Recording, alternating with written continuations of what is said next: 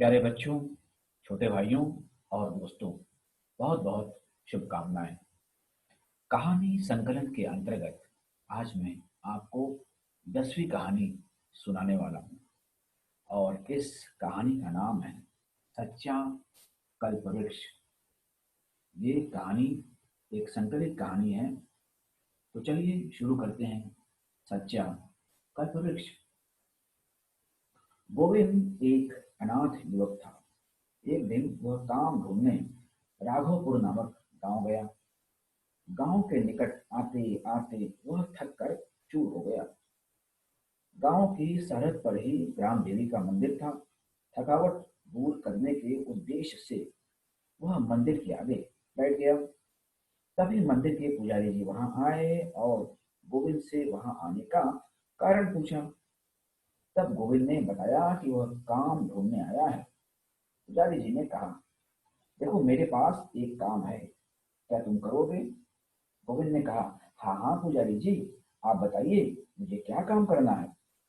पुजारी जी बोले, कुएं से पानी खींचना है और मंदिर साफ करना है। पुजारी जी ने कहा कि कुएं से पानी खींचना है और मंदिर स्वच्छ करना है। यदि तुम यह काम करोगे तो मैं तुम्हें हर महीने 2 अशर्फियां दूंगा। यह सुनकर गोविंद बहुत ही प्रसन्न हुआ और उसने सोचा, जब तक इससे बेहतर काम नहीं मिल जाता तब तक यही काम करना ठीक होगा। उसने पुजारी जी की बात मान ली और हाथों हाथ काम शुरू कर दिया। अब गोविंद हर दिन प्रातः काल कुएं से पानी खींचता और मंदिर को साफ करता था। साथ ही साथ मंदिर के आगे पीछे जो पेड़ थे उन्हें भी पानी देता था। शाम को मंदिर के अहाते में पानी छिड़कता था। वेतन के साथ साथ पुजारी जी उसे दोनों वक्त प्रसाद भी दिया करते थे। गोविंद इन कामों से थोड़ा बहुत संतुष्ट था। गोविंद इन कामों से थोड़ा बहुत संतुष्ट था। परंतु जब नव दंपत्ति भगवान के दर्शन करने आते, यानी ऐसे पति पत्नी जिनकी अभी नई नई शादी हुई है, वे नव दंपत्ति जब भगवान के दर्शन करने आते तो उन्हें देखकर वह सोचता, मैं भी शादी करके एक घर बसा लूं और आराम से जिंदगी बिताऊं। एक दिन प्रवचन के समय पुजारी जी ने कल्प वृक्ष के बारे में बताया।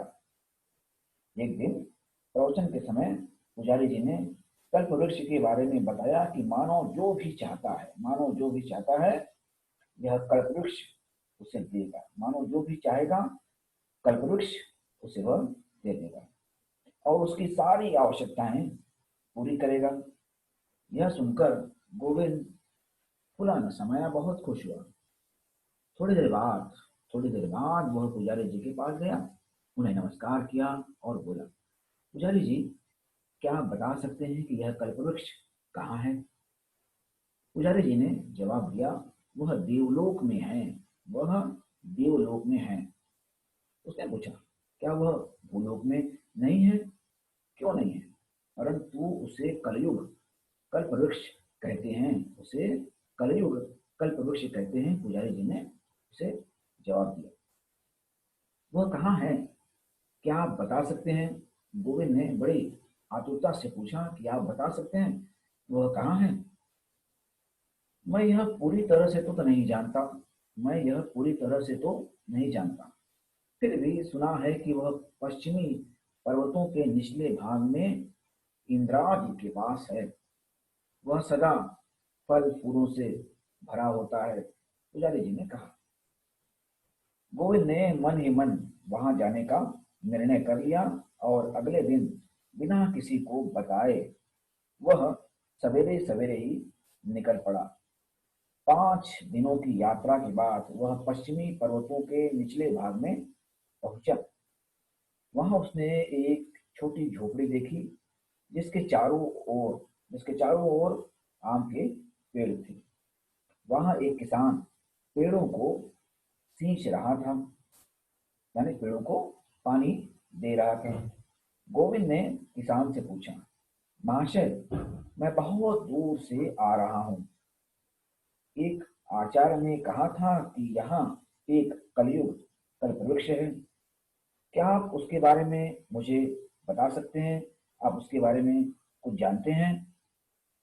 किसान ने सिर उठाकर देखा और लंबी सांस खींचते हुए कहा, मैं भी यहाँ कलयुग कल्पवृक्ष ढूंढते ढूंढते ही आया हूँ। अब तुम भी आ गए हो, चलो, अच्छी बात है।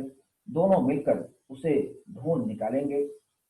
मिल जाएगा तो दोनों की इच्छाएं पूरी होंगी। तब तक तुम्हें इन आम के पेड़ों को पानी देने में मेरी मदद करनी होगी। गोविंद ने किसान की बात मान ली। कुछ ही समय बाद आम के पेड़ों पर बौर आया और देखते ही देखते इन पेड़ों में फल लग गए। उस साल आम के पेड़ों में फल ही फल थे। वे बहुत मीठे भी थे। एक दिन फलों का व्यापारी उस रास्ते से गुजरा। थक जाने के कारण वह आम के पेड़ के नीचे बैठ गया। किसान ने दो आम उसे खाने को दिए। किसान ने उसे दो आम खाने को दिए। उन आमों को खाने के बाद व्यापारी ने कहा, वाह वाह, कितने मीठे और स्वादिष्ट आम हैं। इन सब फलों को मुझे दे दो। जो रकम मांगोगे दे दूंगा।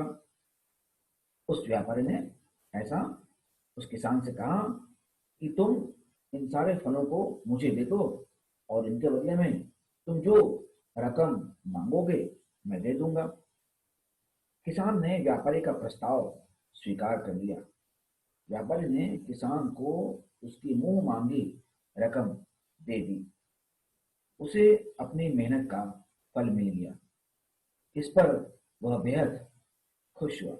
किसान को अपनी मेहनत का अच्छा फल मिल गया और इस बात पर वह बेहद खुश हुआ। किसान ने गोविंद से कहा, गोविंद, देखो, इसमें तुम्हारा भी हिस्सा है। परंतु गोविंद प्रसन्न नहीं हुआ। उसने कहा, श्रीमान जी, इस रकम से मेरी इच्छाएं पूरी नहीं होंगी। आप मुझे कल्प वृक्ष का पता बताइए।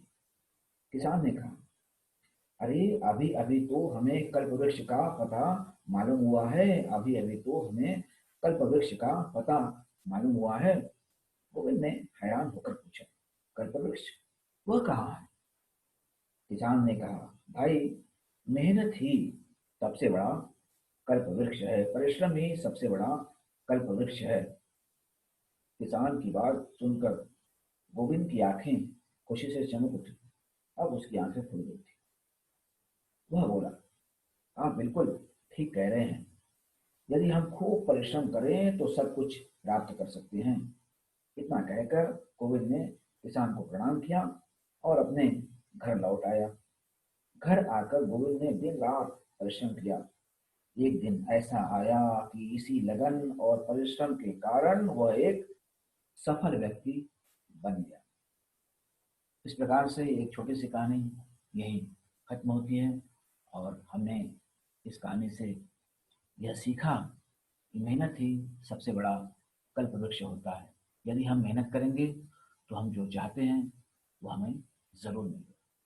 चलिए, अगली कहानी के लिए मैं आपसे फिर मिलूंगा। धन्यवाद।